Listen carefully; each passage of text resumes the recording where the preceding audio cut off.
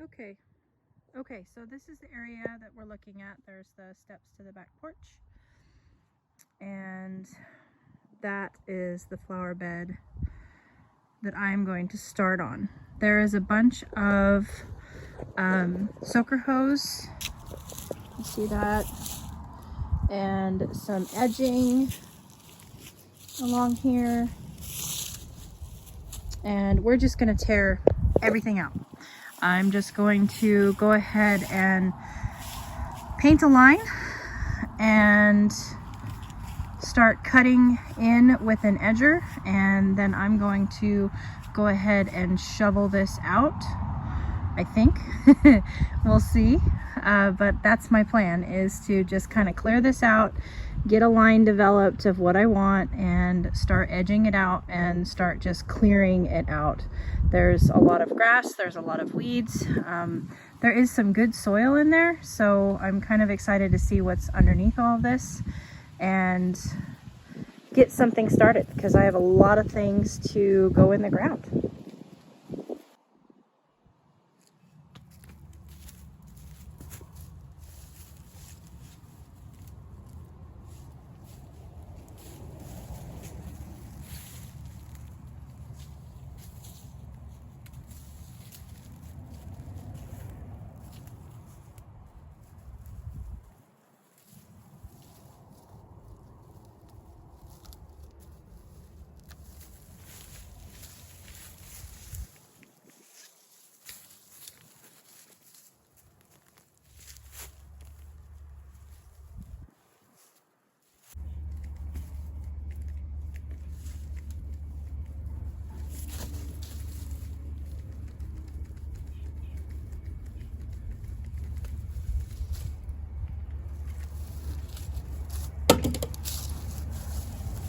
So I just cut all that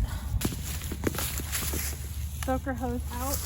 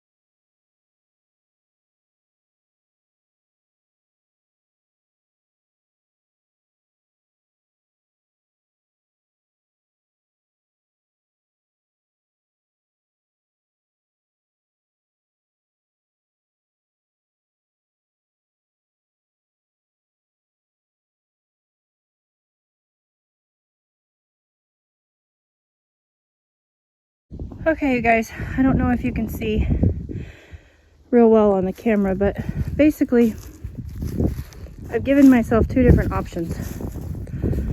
So I can either run a squiggly line, make it a more fancy kind of look to it, which is going to include more trimming, but it will be fancier. And can I just say that it's very interesting, the different layers of garden beds that people have had here. There is rock, or was rock, underneath the landscape fabric. So this appears to be, the rock appears to be the old bed, which was 2 feet wide in some places, like here next to the steps, 2.5 feet. And then there was kind of a round-ish thing going on here. They kind of cut the corner and made a, like a corner garden. And then the landscape fabric came all the way out to where you see the black soil turned up. So it came out quite a bit further there. And then here it came out another couple feet further. So anyway, back to what I was saying. I gave myself a squiggly line to look at, a fancy line, as some people may call it. And then I just basically went from the corner of what will be the back flower bed on the back of the house, and that is the orchard side. That will eventually be an orchard all out there. Straight line from there all the way to the porch. And now I just have to sit here and decide which line I'm gonna cut at. What am I going to choose? To be fancy or to be streamlined? Decisions.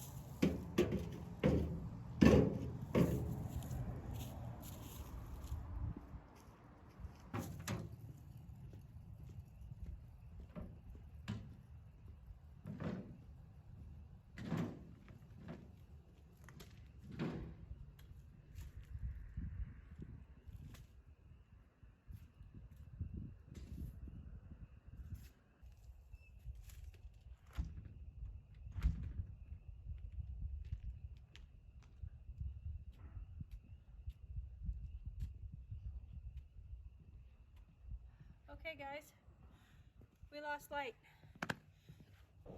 So I will see you later when we finish up this project.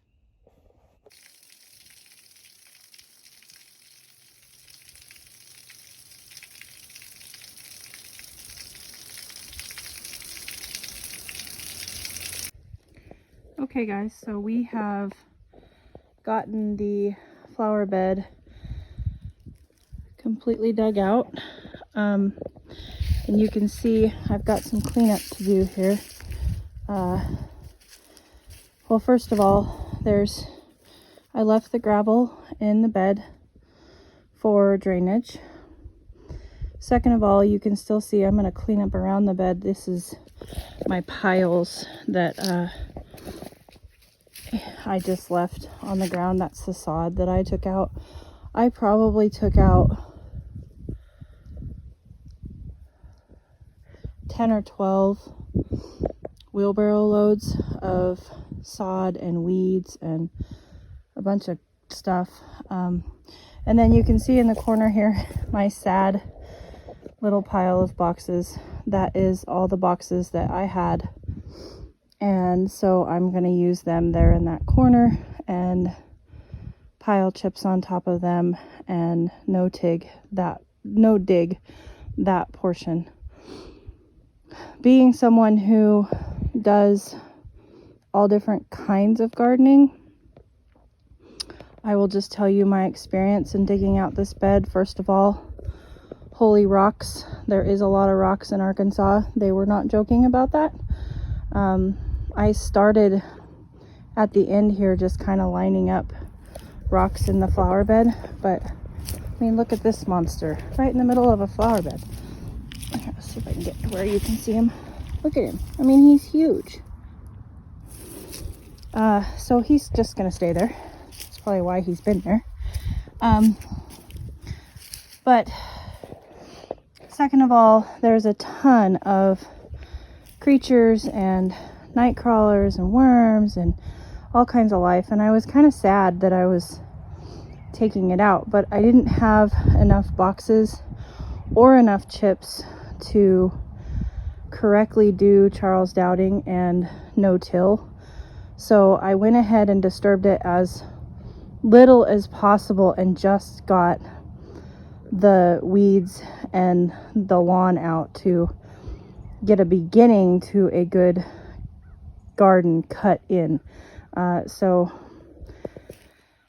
there was disturbance. This is a lightly tilled, I would consider it lightly tilled, because I did disturb that top 2, 3, sometimes 4 inches of soil that had all of that good life in it. The good news is that we are actually recycling all of that good life and putting it in the bottom of the raised bed garden. That's a really good thing to do. Leaves, if you're going the hugelkultur method, you can put logs, sticks, branches. You can put all kinds of things in the bottom of your beds. And so you can see here that I've just piled up leaves, and there's the sod right there that I pulled out of this bed. So I'm not going to, once it's halfway, like this right here is probably as tall as I'll go with materials that I'm recycling. You know, all of these are natural. There's no, I have not sprayed anything on them, and the weeds will, that far down, they're a good 2 feet down, they're not going to reach the surface. They're just going to decompose and add to the soil, and it gives all those wormies that are in there a job to do. So I'm not wasting them or throwing them away. So that makes me feel a little better about it, and it's a great way to fill up these raised beds, because this raised bed is, I don't even know the dimensions. I'll have to ask Mr. Wonderful. All I know is it's ginormous. But this raised bed, he told me it was going to take something like 1,200 bags of soil to fill up. It's going to take like 10 loads of dirt. It's a huge amount of material. So we try to recycle as much as we can on our farm, and that's what I'm doing. So I'm going to clean up a little bit and get that pile picked up and put in the raised bed, and then I'm going to start on chips and I have the most exciting news. I got my first load of chips from the electric company, and that's amazing. Free chips for me. It's not a very big load, but it's a start, and I am just excited. I mean, like, I did the little like happy dance. So anyways, I will catch up with you guys in a little while when I've got something to show you. So I'm all ready for chips, and I wanted to bring you guys back here to see my free chip pile. This is a small load. It wasn't a full truck, but here it is. And it's awesome. I mean, here's the pros and the cons. So when you get a free load of chips from your electric company, there are sometimes some things like pieces of garbage. You can see that it's just it's a label for a pair of shoes, it looks like. So anyway, there's going to be, you know, pieces of garbage or something maybe not desirable in it. The other thing is, you can see that branch sticking out. You're going to get pieces of branches. That's just, it is what it is. There are a couple clumps of wood over here that came in it that I've pulled out. But here's the thing, guys. The thing is, this is wonderful, amazing stuff. I mean, there is pine bark in here, there is redwood, there is hardwood, softwood. There's this whole mixture of good compostable mulch. And the key thing here is it's free. So if you're trying to build a garden and you are on a limited budget, this is a great way to go. If you don't have the money, free is a really good price. So this is what we're doing here for now, because we have 2 farms and we're on a budget. And I have used this stuff in the past and been happy with it. Not here in Arkansas. I mean, it's different than what I'm used to in Oregon. It's got lots of different trees in it, but this is great stuff and it's free. So just wanted to give you guys a closer look.